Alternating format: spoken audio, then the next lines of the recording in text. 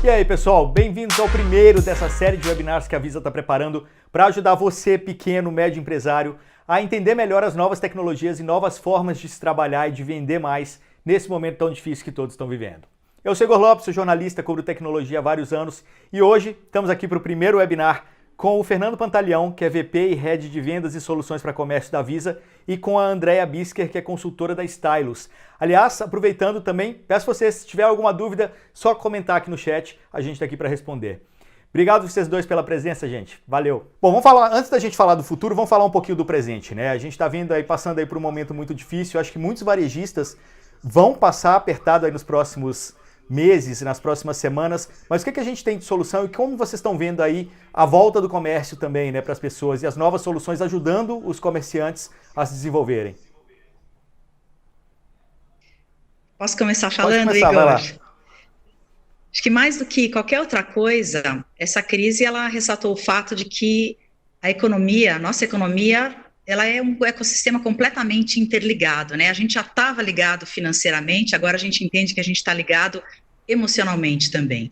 E num país que é movido em grande parte pelos pequenos e médios empresários, essa recuperação pós-crise, ela vai depender da sobrevivência desse ecossistema como um todo. Então, na minha opinião, um dos movimentos mais encorajadores que a gente está observando em termos de varejo é ver as marcas gigantes que estão se posicionando como líderes durante a crise, estão unindo forças para os pequenos varejistas. Então, por exemplo, a iFood, que está oferecendo entrega gratuita para os restaurantes independentes, a Ambev, que se uniu com o Nestlé para promover negócios locais. Então, iniciativas como essas que são cruciais ao longo das próximas semanas, que na nossa recuperação pós-crise, ela vai depender muito da proteção e da sobrevivência desses pequenos empresários. Certamente, muita iniciativa legal aparecendo por aí, né?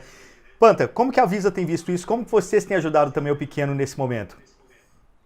Eu queria até complementar a posição da Andrea. Eu acho que a gente acelerou uma transformação digital, né? Acho que a crise do Covid acabou adiantando a gente, avançando a gente, eu diria que 3, 4 anos nessa revolução digital. E o Brasil está aprendendo, né, como bem ela falou, a sair de uma postura individualista, né, totalmente lucrativa, né, vamos dizer assim, para um ambiente compartilhado, né, um ambiente que é um ambiente do milênio, né, juntar forças, né.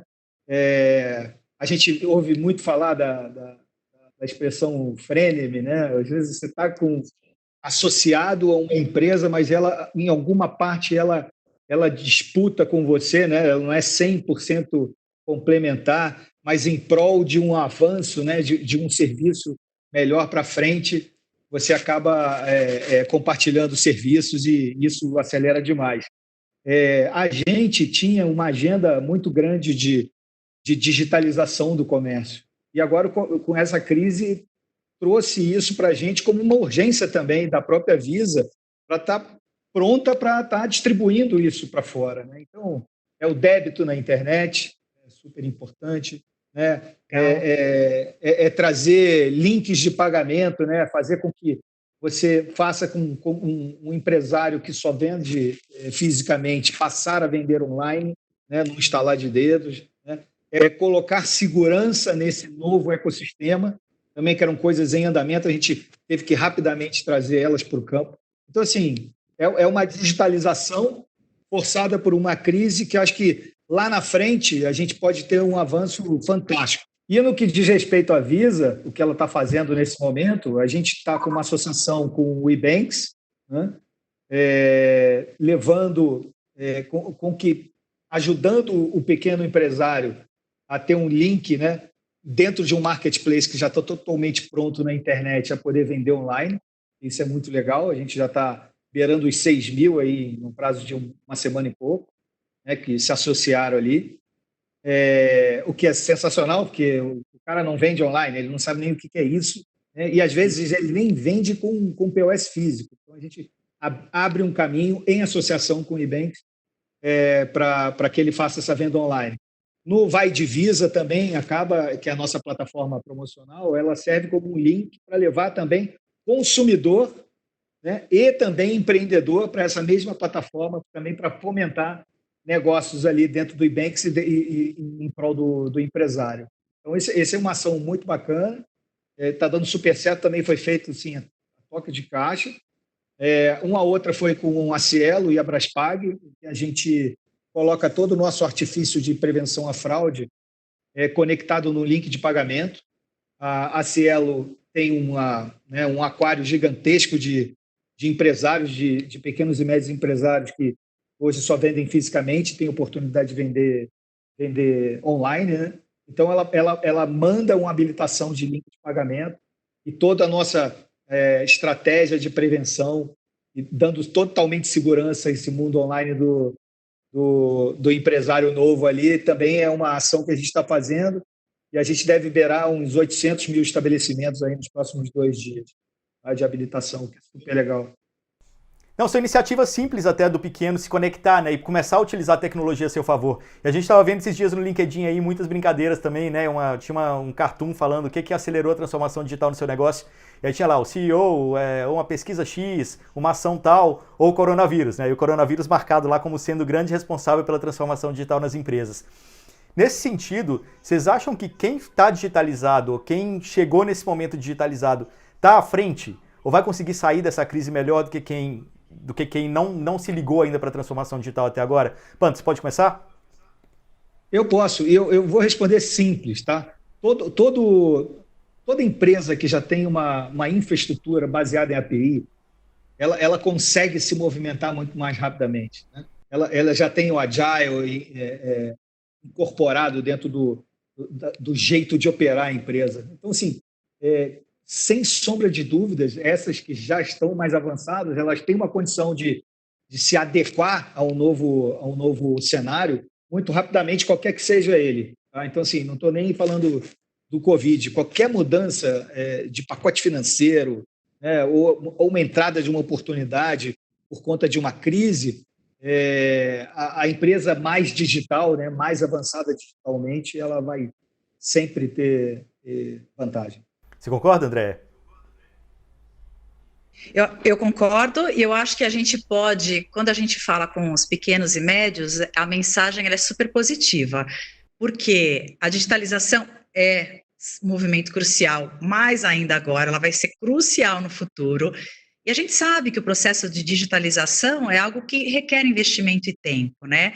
Então, muitas marcas estão ouvindo a gente, entraram na crise sem caixa para fazer grandes investimentos, mas não dá para ficar parado. Então, os empresários precisam agir como empreendedores nesse momento. Então, se a gente considerar que digital é a nova realidade das pessoas para quem a gente vende, do consumidor no mundo pós-Covid, as marcas de todos os setores, elas têm que fazer o que elas puderem para se inserir nesse universo. A gente já ouviu a Visa contando muito do que ela está fazendo, então, se você não pode investir num e-commerce pessoal, talvez você possa inserir em plataformas de vendas online que já existem. Se você não pode abrir um site, você pode pensar em ter uma presença mais ativa no Instagram, no WhatsApp, no LinkedIn. Tem um monte de empresas oferecendo serviços gratuitamente para pequenos e médios empresários. Então, assim, você que ainda não está, tira proveito dessas ferramentas, começa a fazer essa transição dentro do ritmo que for viável para o teu perfil de negócio, né? Então, quem está fora do online hoje, está no momento bárbaro para entrar, porque tem muita ferramenta disponível, muita ferramenta que é simples, que é plug and play. Quer dizer, infelizmente, se você ainda não tinha começado o processo, você vai passar por atritos, sim, por vários, mas o importante é você encarar esse movimento pela digitalização como uma grande oportunidade. Então, ao invés de você pensar que teu negócio foi reduzido no ambiente digital, você tem que considerar que teu negócio está sendo expandido para o ambiente digital, né? Então, pensar que você pode alcançar, quais são novos serviços, como se adapta tua oferta no mundo onde o físico agora entrou em segundo plano, e eu acho que a gente tem aí a Visa com várias ferramentas bacanas para poder fazer acontecer, sem muito investimento, essa tua migração imprescindível nos dias de hoje, porque é lá que teu consumidor está, online. Então, eu acho que você falou coisas muito interessantes aí, que assim, cara, usa o Facebook, usa o Instagram, tem tanta coisa aí, e entenda que o seu público a partir de agora não é só aquele que passa mais na porta da sua loja, né? Você pode vender para o Brasil inteiro, pode vender para o mundo inteiro. E eu acho que essa transformação digital vai acontecer na marra nesse momento, né? Mas você acha que as pessoas estão entendendo isso? E outra, tem muito conteúdo online de graça, principalmente nesse momento, né? Eu acho que elas no mesmo jeito que você falou na marra, elas vão ter que entender isso na marra. E não falta e-learning. Esse é um outro... A gente vai falando, né, vai abrindo um canal gigante de oportunidade, né, mais um canal gigante. Eu e a Andréia temos um privilégio da gente ter um olhar otimista para a coisa, né? Então, assim, quando a gente fala de e-learning, você entra no YouTube, está todo mundo explicando lá das diversas maneiras como é que você faz. Então, assim, não basta... a gente faz o nosso trabalho, né? A gente se comunica com o empresário, a gente fala com o credenciador também fala com o empresário, né? Eles têm diversas maneiras de se comunicar e de contar como é que faz, mas hoje você entra no canal de YouTube, você consegue achar tudo que você quiser, o como fazer. E está tudo lá, e é um ambiente colaborativo, né? Não é nem a empresa que está explicando, é alguém que usou e teve o trabalho de ajudar o próximo, né? Gravar a situação para alguém que está com problema ali. Então, acho que isso se prolifera. Acho que a rede e a internet hoje elas dão esse privilégio para todo mundo. Perfeito. Andréia. Mas eu acho que mais importante, ou tão importante quanto a transformação digital, o que todas as empresas, as marcas precisam entender, as marcas que são voltadas para o consumidor final, é que o consumidor mudou. Então, quando a gente fala as coisas vão voltar ao normal, não vão voltar ao normal, não vão voltar ao que era, a gente vai ter um novo normal, né? Então, a grande pergunta hoje, esse é o tempo que você tem, é entender se a tua oferta hoje está alinhada com as necessidades antigas do mundo pré-Covid, porque se esse for o caso, elas não vão servir para o mundo pós-Covid. A vida do nosso consumidor mudou. Então, eu vou dar um exemplo para a gente tangibilizar na indústria da moda, por exemplo. Marcas de moda, elas têm que reorientar as estratégias de produto, considerando um novo estilo de vida, por exemplo, se ela vende para mulheres, né? Então, a equipe de design, de compras, tem que pensar, talvez, em novas categorias de vestuário que estão ganhando relevância quando os consumidores adotam novos estilos de vida. Por exemplo, como resultado da pandemia, hoje a gente vai ter o seasonless, a gente vai ter o loungewear, o sleepwear, roupas casuais, que representam várias oportunidades para as marcas conseguirem fôlego durante a pandemia, da mesma forma que o activewear, né, que está se posicionando para atravessar a crise com outras categorias de produto. Então, não só pela necessidade dos consumidores de se manter ativos durante esse isolamento social, mas também pelo foco da categoria inovações, no caso do activewear, em tecidos bacterianos. Então, acho que são dois grandes pontos, né? É a transformação digital, mas é a gente olhar para o consumidor. O que esse cara está querendo e se o meu produto hoje está realmente conectado com aquilo que ele deseja, que é novo hoje. Tem aquilo, né, de vender lenço no deserto, né? Então, entender para onde o dinheiro está indo, o que as pessoas querem naquele momento faz total sentido agora também, né? Panta, você ia falar alguma coisa? Sim. Não, eu acho o comentário perfeito, né, da mudança do consumidor, e eu ia rebater para o empresário também. Uhum. A gente já tangibiliza. Hoje o mercado de logística começou a ter uma importância incrível, né? Os entregadores de refeição, os entregadores de qualquer coisa, né? Eles passaram a ter até o comprador já tem uma sensação de gratidão até para essas pessoas, né? Eu já me vi aumentando a gorjeta para o entregador, assim, cara, o cara tá, né? Ele está passando um risco, né? Então, por que eu não vou dar mais uma gorjeta para ele? Porque ele está prestando serviço e arriscando a vida dele. Então, essa parte de logística, e eles estão aproveitando isso, né? Não as que já têm a logística própria, mas tem uns que só fazem logística, também para prestar serviço para quem tem que entregar alguma coisa e não tem esse serviço pronto para fazer, entendeu? Então, assim, eu vejo essa mudança também muito crítica do lado empresarial, sabe? Você vê marcas como o iFood, quando manda para você, já fala, super interessante, né? Se você não quiser entrar em contato com o entregador, basta você dizer onde que ele tem que ir. Converse pelo chat e diga onde você quer receber tua refeição. É bem interessante. Não, eu acho que assim, tem outro exemplo de uma entrevista que eu estava fazendo ontem com o Paul Malik, ele é CEO da Flapper, que seria o equivalente ao Uber da aviação civil, dos jatinhos, né? Aí você pensa, o negócio dele vai morrer nesse momento. Quem que vai alugar um jatinho para passear no momento em que todo mundo está ficando em casa? Cara, mês de março foi o maior faturamento dele da história, porque ele falou, putz, espera aí, se eu não tenho passageiros, eu posso transportar carga. Ele está trazendo testes de Covid para o Brasil. Mas foi o maior faturamento dele. Eu acho que também é um pouquinho disso, olhar para o lado e ver o que você pode oferecer dentro daquela sua estrutura e continuar se mantendo ativo nesse mercado, né? A gente recebeu recentemente dados de crescimento na internet, né, no e-commerce. O varejo alimentício cresceu 280%. Sim. Não era uma categoria, né, tão importante. As pessoas iam ao supermercado e tal. Então, eles tiveram que se reinventar e estão se reinventando, né? Tem muita oportunidade aí. Um outro exemplo que eu acho bem bacana da gente citar, né, o futuro do comércio, vocês viram ReHap, Magalu, quer dizer, estão transformando cada vendedor numa loja, né? E que isso você consegue fazer, se você entrar com uma estratégia no WhatsApp, Venda através do WhatsApp. Cada vendedor, o que você faz com o teu vendedor que ficava na loja e que hoje está em casa? Transforma o cara numa loja.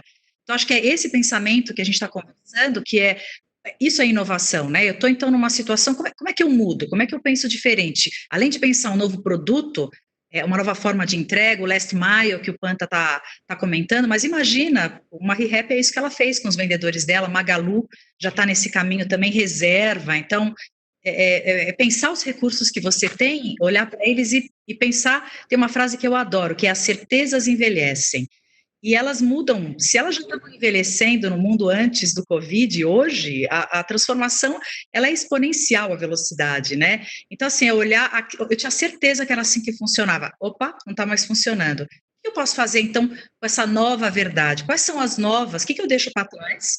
O que eu começo a fazer com os recursos que eu já tenho? Então, acho que é um olhar bem legal. Porque a gente está na conversa de segmento, eu ia dar mais um exemplo que eu estou assistindo de diferente no mercado, que é no segmento de farmácias, né? Farmácias e drogarias.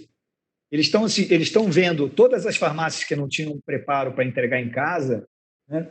Eles se movimentam, mas eles tinham online, rapidamente conseguiram online, né, com essa monte de ferramenta que está pintando no mercado, mas eles não tinham como entregar. E eles rapidamente se adaptaram para fazer o pick-up in store, né? Eles entraram já... Então, é mais um negócio que a gente tinha seminários, conferências para falar de Omnichannel. Sim. E o Omnichannel entrou em uma semana, cara. E a gente dentro da Visa, já tem um pipeline de farmácia que a gente está usando, né, ajudando para fazer esse pegar na loja, né, funcionar, né, com uma revisão até manual. A gente tem um serviço dentro da CyberSource, que é uma empresa da Visa, que faz revisão manual de transação num tempo muito razoável. Então, isso acaba ajudando o camarada a fazer isso, a fazer esse sistema acontecer rapidamente. E a gente está vendo essa história acontecer aí. Legal. Incrível, né? Bom, eu queria trazer um conceito que, na verdade, eu li numa entrevista da Andréa uma vez, que ela falando sobre liquid retail. Pode explicar melhor um pouquinho sobre isso?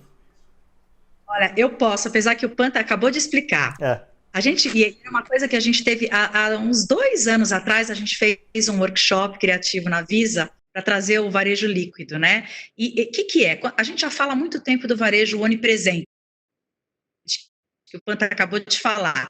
Barreira física, digital, é absolutamente imperceptível para o nosso cliente, né? Então, ele quer entrar em contato com a tua marca onde ele estiver, a hora que ele quiser. Então, isso partia de uma época de altíssima competitividade, baixas margens de lucro, briga por atenção do cliente.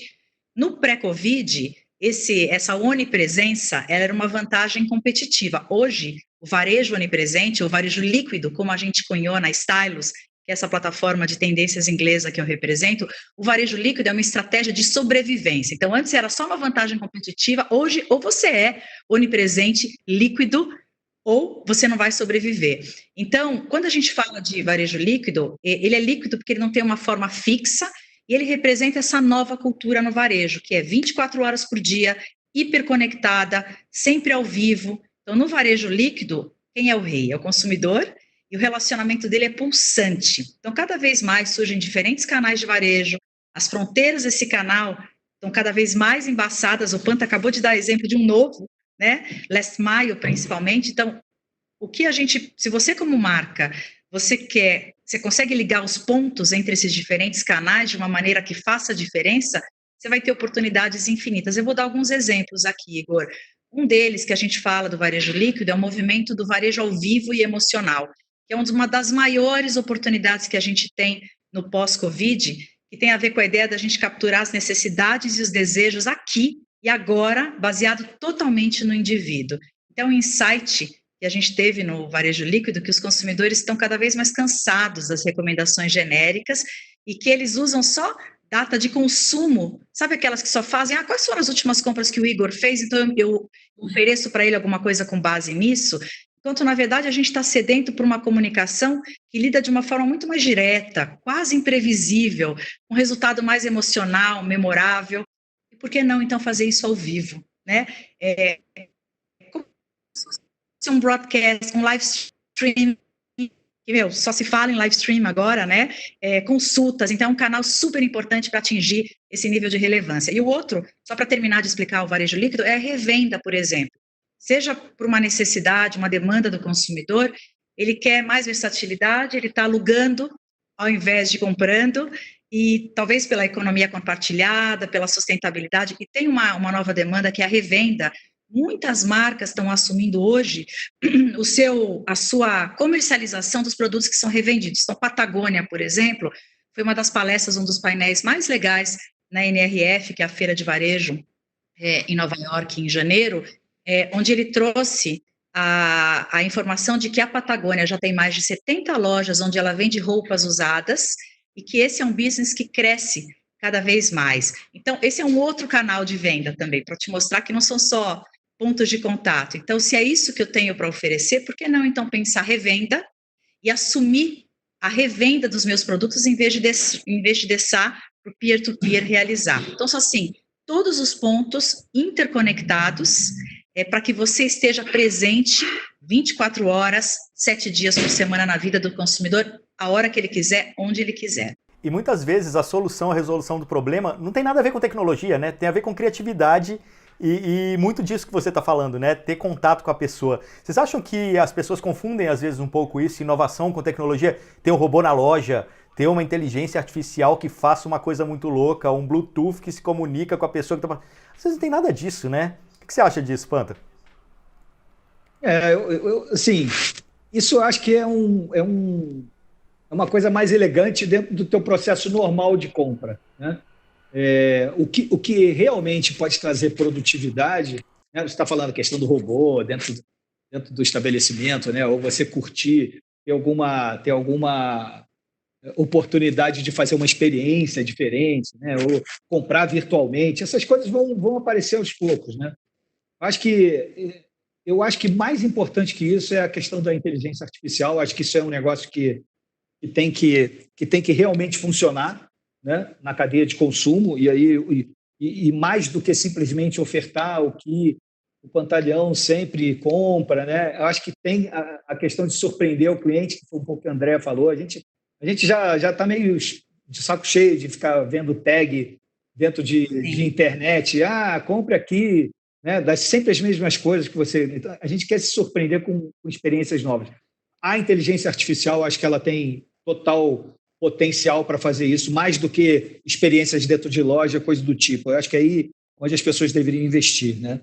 E não é uma coisa simples. Sabe quando você fala isso, é interessante, porque quando a gente pensa no futuro, né, é natural a gente pensar em lojas interconectadas, com robôs, com 5G, e todas essas tecnologias só fazem realmente sentido se elas oferecerem um benefício tangível para o cliente, né? Então, a gente tem pequenos empresários e varejistas que têm iniciativas da Magalu, da Americanas, onde eles podem vender nas suas plataformas, grandes empresas que estão abrindo, criando plataformas para possibilitar que pequenos vendedores vendam, né, na sua cadeia e não quebrem. Mas dentro do que o Panta estava comentando, uma das coisas bacanas dentro da inteligência artificial, tem um software, já tem alguns aninhos que a Stylus reportou, que chama Price Waiter. Então, ele é um software que desencadeia caixas de diálogo, ele atua como um chatbot, que quando, por exemplo, o Panta vai sair do site sem comprar, ele fala assim: Panta, você quer fazer uma oferta e negociar o preço e me fazer um preço para ver se eu consigo chegar numa oferta melhor? Então, a inteligência artificial permite que ele ele perceba que você está quase desistindo da tua compra, então o Panta, na hora que está comprando, vai poder negociar o preço, privadamente receber um e-mail de sim ou não do site, se a proposta do Panta foi aceita ou não pela empresa que está ofertando. Então, esse uso da inteligência artificial de uma forma inteligente, isso vai ser, eu acho que a grande sacada cada vez mais mesmo, né? Na nossa, entender a experiência dentro do contexto e sugerir novas ações, muito mais do que, a gente nem está na loja física, né? Mas, claro que realidade virtual, realidade aumentada, são todas coisas incríveis, mas, gente, isso são para gigantes, né? Quando a gente pensa no pequeno, no médio, você tem aí esse tipo de tecnologia que é mais acessível para eles, né? Coisas fáceis e de novo, não precisa ser os Jetsons, sabe? Para você poder oferecer tecnologia.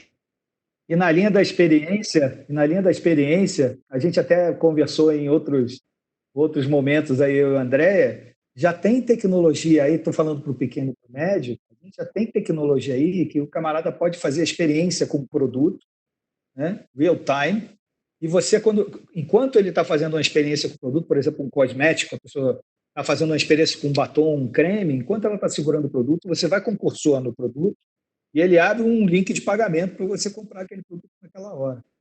Entendeu? Então, assim, essa interatividade, né, nesse mundo agora que a gente está, né, potencializando, que é o mundo da internet, o mundo online, ela está disponível. E, assim, aí eu acho que já é para o pequeno e médio. Ela não é uma coisa tão, assim, que não dê para investir, entendeu?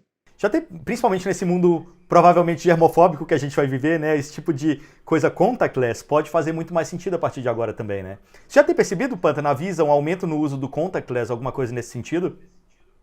Nossa, o aumento, cara, tá brutal. Esse foi um outro, né? Tem a coisa se eu puder colocar no pacote da digitalização, tá colocado, né? Por conta do Covid. Eu vejo situações assim muito interessantes. Gente que jamais pensou em usar um celular, a pessoa vira para o camarada que está entregando e fala: você tem iOS sem contato? Assim, cara, como é que saiu esse negócio da pessoa, né? É uma pessoa que nunca chegou perto disso. Então, assim, quando você vê essa mudança de comportamento, né, a gente acredita muito. E a Visa já está potencializando isso com o metrô, já tem uma outra iniciativa com a SP Trans, né, que está com piloto com 200 ônibus em São Paulo, né? Esse negócio está a 1.000 por hora. Todos os emissores de cartão também já encamparam isso, né? Está todo mundo entendendo que o dinheiro fica cada vez mais um negócio que não é legal, né? De você transmitir, de segurar, né? Um negócio que passa na mão de todo mundo, ainda mais por conta do vírus. Então, isso aí já deu um impulso gigantesco para a gente. Assim, eu posso até te dar números. Só em dezembro de 2019, a gente registrou 4.000 utilizações diárias, tá, em dia útil. Então, assim, ela teve um aumento em 7 meses de implantação, lá no metrô, por exemplo, teve um aumento de 339%. Então, assim, a gente considerar essa inércia já do contactless, né, com a situação que a gente está passando hoje, isso aí veio para ficar. Nesse sentido, André, como que você que analisa o mercado mundial, né? Como que você tem visto o Brasil perante outros países e que países estão dando um banho mesmo aí no que diz respeito a novos meios de pagamento, novas tecnologias para o e-commerce, para o comércio em geral? O que você tem visto de legal por aí? A gente tem visto muitas inovações no mundo afora, mas a China tem sido um grande norte. Ela já vinha liderando os movimentos de digitalização no varejo. Todo investimento está se pagando agora, né? E a China vai continuar sendo o nosso radar, porque ela é ainda o único país que voltou ao novo normal, né? Então, para te dar alguns exemplos, né? Eu comentei do comércio ao vivo, e o comércio ao vivo ele tem a ver com você fazer um broadcast, um live streaming de conversas, consultas, que é um canal super importante para você atingir o nível de relevância junto aos seus clientes. É uma coisa que China e Japão já fazem há mais de 3 anos, né? Então, há 3 anos já rolava esse comércio ao vivo, que só agora, na NRF de janeiro, algumas empresas, tem uma empresa chamada Network, que ela vende dentro de um contexto, ela faz varejos episódicos, americana, e ela chama uma super celebridade, vai vender um tênis Nike, por exemplo, e consegue vender 20 mil unidades em 2 minutos, porque ela cria todo o contexto e tem uma hora certa para você entrar. Então, esse varejo ao vivo é algo que está sendo uma tendência enorme para a gente prestar atenção. Ele está amadurecendo, ele está longe de ser novo, tá? É novo aqui para nós, mas ele está amadurecendo de uma forma super veloz durante a pandemia, porque ele tem essa capacidade de conectar as pessoas com marcas de uma maneira interativa, em tempo real. Então, esses encontros virtuais, eles não são só sobre compras, né? Eles são uma distração essencial para esses consumidores que estão hoje praticando o auto-isolamento. Outra coisa que eu também daria como exemplo para a gente aqui na nossa conversa são as consultas virtuais. Estamos vendo isso florar mil agora, são ferramentas de consultoria virtual que são lifelines, são linhas de vida vitais das marcas desde que o varejo físico fechou. Então, rapidamente, muitos varejistas pequenos também estão fazendo uma migração para essa conectividade digital, permitindo um envolvimento íntimo, remoto. Então, em muitas categorias, beleza, saúde, vinho, tem comércios que eles, por exemplo, conectam os vendedores da loja aos consumidores através de WhatsApp, através de uma plataforma chamada Hero, onde você consegue dar dicas de beleza, por exemplo, tem uma marca chamada Credo, a Chanel Boutique também está tendo um aumento de venda já agora, pós-Covid, porque ela está colocando o vendedor em contato ao vivo com o consumidor que está dando dicas, por exemplo, de cuidados sobre beleza. Uma outra de vinho, americana, a mesma coisa, está fazendo degustação de vinho com um sommelier bacana. E tudo isso ao vivo, que é uma coisa, ela não é revolucionária, porque ela já vinha acontecendo, mas é uma evolução que está acontecendo de uma forma muito rápida. Acho que são exemplos bacanas aqui para citar para vocês, né? Agora eu vou dar um exemplo de um brasileiro, que eu achei incrível, assim, o brasileiro super criativo, né? Aqui na Zona Leste de São Paulo tinha um salão de beleza que não estava funcionando, por razões óbvias, e aí ele começou a fazer vídeos tutoriais no YouTube para ensinar os clientes a pintarem seus próprios cabelos. E como ele já tinha os dados, o registro ali dos clientes, ele sabia exatamente qual a tonalidade, qual a coloração que precisava. Então eles estão fazendo a coloração para os clientes que já eram clientes, né? Mandam para casa da pessoa, entrega lá por Rappi ou da forma que for. Chega lá, a pessoa tem todo o tutorial para poder pintar o cabelo no YouTube e tem o hotline no WhatsApp para tirar dúvidas, se precisar tirar dúvidas ali. Ou seja, um negócio que a princípio parece que não tem solução, até aí eles conseguiram uma solução, né? E aí entra uma outra questão que podem pensar, o cabeleireiro está ensinando o cliente dele a fazer o que ele faz. Mas o que ele está fazendo é gerando autoridade no final das contas, né? Porque o cliente nunca vai fazer da melhor maneira, nunca vai fazer ficar perfeito como cabeleireiro. Então, no final das contas, volta na história do Rappi que o Panta estava falando, você passa a dar ainda mais valor para aquele profissional, às vezes, né? É isso aí, cara. E esse é um outro... Aí vai um pouco da postura do pequeno empresário também, de ter essa sacada de que, na hora que ele não consegue fazer o serviço, ele pode fazer gratuitamente, pensando que aquela pessoa vai voltar para ele depois do período de isolamento, sabe? Se doar um pouco e emprestar o conhecimento, né? Dar aula gratuita. A gente está vendo isso muito, muito, muito, muito. Tem empresário, prestador de serviço, que está diminuindo o custo de um serviço porque ele não tem que se locomover. Então, ele já está dando desconto da gasolina, de tudo que ele... Né? Ele já está dando desconto para a mensalidade que ele já cobrava. Então, assim, tem que usar muita forma e é um pouco o que você está falando, cara. Tem que se doar um pouco para colher lá na frente. Isso é uma ideia super legal. E as pessoas estão sensíveis a isso nesse momento.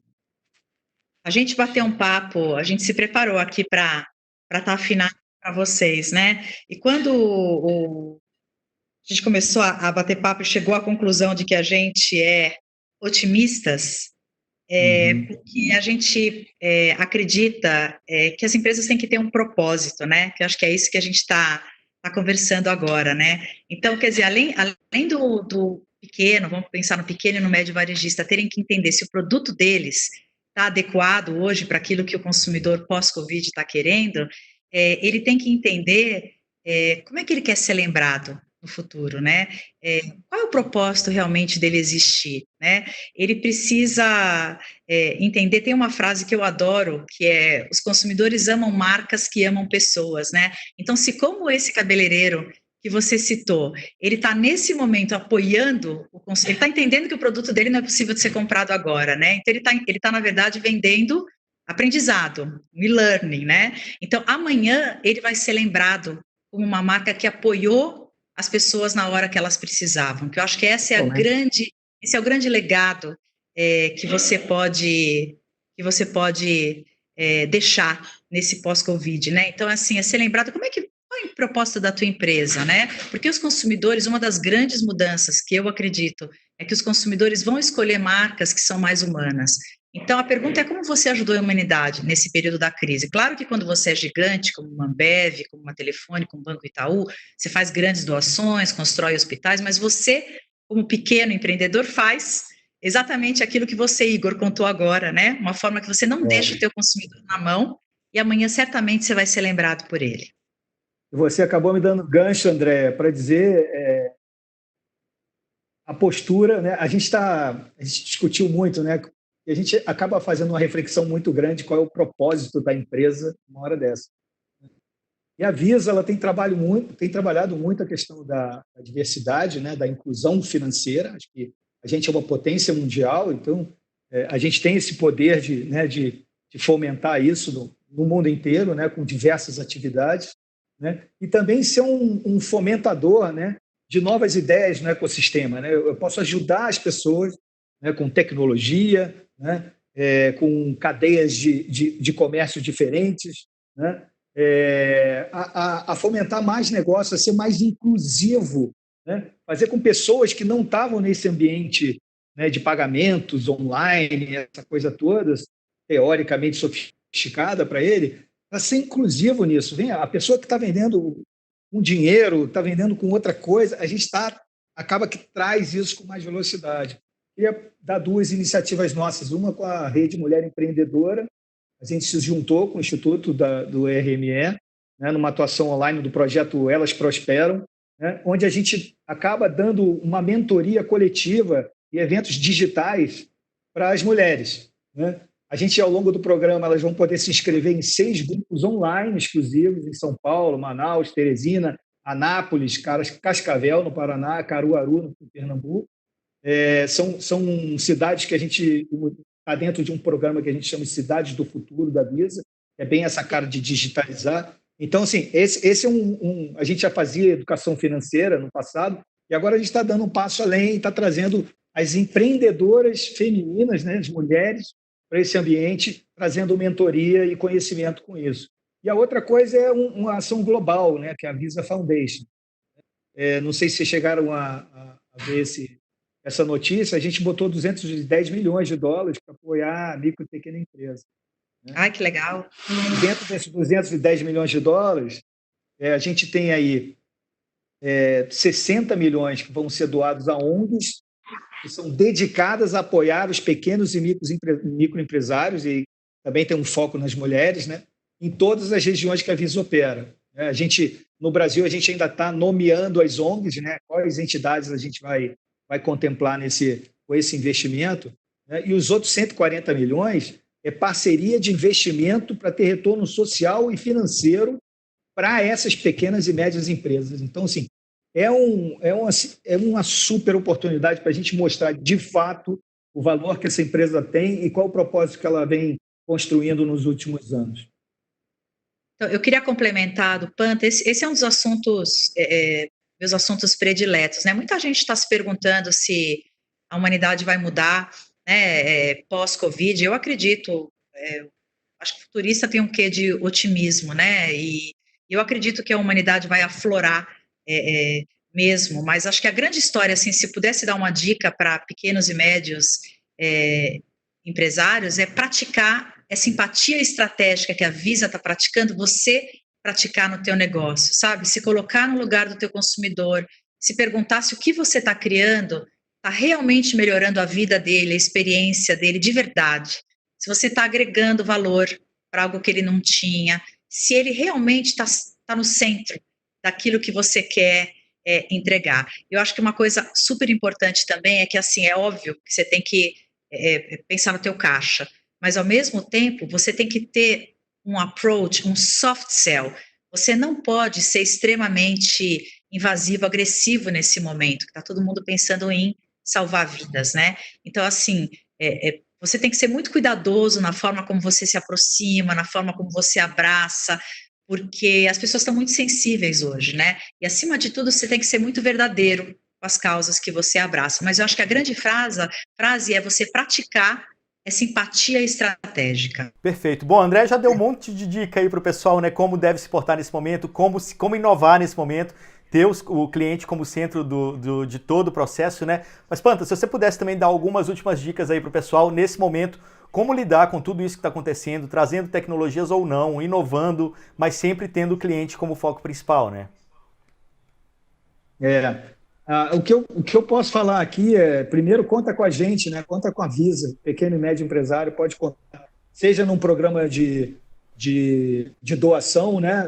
de apoio ao investimento nele, ou seja, no apoio a uma digitalização rápida, né? O pequeno e médio empresário ele é carente nisso. Então, vem com a gente nas iniciativas de colocar um link de pagamento, de acessar uma logística integrada rapidamente no teu negócio para você poder entregar teus produtos, né? A outra dica, eu estou fazendo meio que um sumário das muitas coisas que a gente falou. Essas tecnologias, junto com os acquirers, né, os adquirentes, junto com os bancos, né, a gente tem acesso a todo o portfólio de cartões do Brasil, né? Então, hoje eu tenho condição de pegar todos os cartões de um banco grande, privado ou público, né, como o Banco do Brasil, sei lá, e fazer com que o pequeno empreendedor tenha acesso a isso, que é um pouco do que a gente está fazendo lá no Ebanks, né? Não basta ele só colocar lá o serviço dele à disposição, né? Eu tenho que levar também consumidor para comprar nele. Então, a gente consegue trazer isso, né, essas forças para o ecossistema, tá? E da mesma forma a tecnologia, toda a tecnologia que faz o jump digital dele, a gente tem condição para dar a segurança que ele acha que não vai ter vendendo digitalmente, né? E coisas do tipo. A gente está com 3DS, a gente tem a tokenização, a gente ajuda a fazer carteira digital, né? A gente tem agora essa questão do link de pagamento, tem o marketplace. Então, tem um aparato aí de tecnologia que está todo à disposição do pequeno e médio e do grande também, né? A gente está falando mais até da questão da crise aqui. E o outro ponto é, não desiste, cara, procura a tua rota, né? Se adequa, sabe? Dá um jeito de usar essas ferramentas que estão disponíveis hoje e fazer o seu serviço ou o seu produto chegar no consumidor final, né? Tem muita criatividade. A gente deu uma série de exemplos aqui que estão já acontecendo numa rapidez enorme, né? E se você não tiver condição de fazer isso, a gente está aí para ajudar também, né? E quem não consegue prestar o serviço, né? Sei lá, minha esposa, por exemplo, é fisioterapeuta, está passando um problema, porque é uma terapia manual, né? Então, assim, se você não consegue fazer nesse momento, abre o seu canal para ensinar, né? Abre o canal para ensinar, ligue para os seus clientes o tempo inteiro para ver como é que eles estão, né? Porque isso vai ser lembrado depois, sabe? É um pouco daquela empatia, né, com o consumidor, né? Você não tem condição nenhuma, não desanima, ensina, estuda. Esse negócio vai passar. E depois que passar, a conexão que você já fez jamais será esquecida. Exato. André, algum último recado? Então, assim, você deixar de ser empresário e ser empreendedor, ter aquele mindset, sabe, a cabeça, o modelo mental mais aberto. Então, entender que as coisas não vão voltar a ser exatamente como era, então você precisa se reinventar. Use e abuse das ferramentas que os parceiros de vocês oferecem, como o Visa, que a gente acabou de escutar. Testa, tenha coragem. E duas últimas, assim, eu gosto das frases, né? Que feito é melhor que perfeito. Então, vai lá e faz, sabe? Coragem, agora é hora de mudar. Entender que você não está sozinho. O mundo está passando por essa dificuldade e a gente está todo mundo junto nessa, né? Então, se você puder contar com parceiros bacanas para te abraçarem virtualmente nesse momento, use e abuse deles. Eu acho que a Visa está se disponibilizando a isso, né? Perfeito. Bom, chegamos ao fim do nosso primeiro webinar, uma série de 5 que vão acontecer aqui, dando dicas para o pequeno, o médio, o grande encararem as novas tecnologias que estão chegando aí para ajudar, né, as pessoas no varejo. Bom, Agradeço muito aqui a presença da Andrea Bisker, que é consultora da Stylus, e também do Fernando Pantaleão, VP e Head de Vendas e Soluções para Comércio da Visa. Muito obrigado a vocês. Se você tem dúvidas, deixa aqui do lado no chat. Nós estamos de olho para responder todas as questões que vocês colocarem aí, críticas, sugestões, enfim. E nos encontramos no próximo webinar. Valeu, pessoal. Até. Valeu. Legal, obrigado.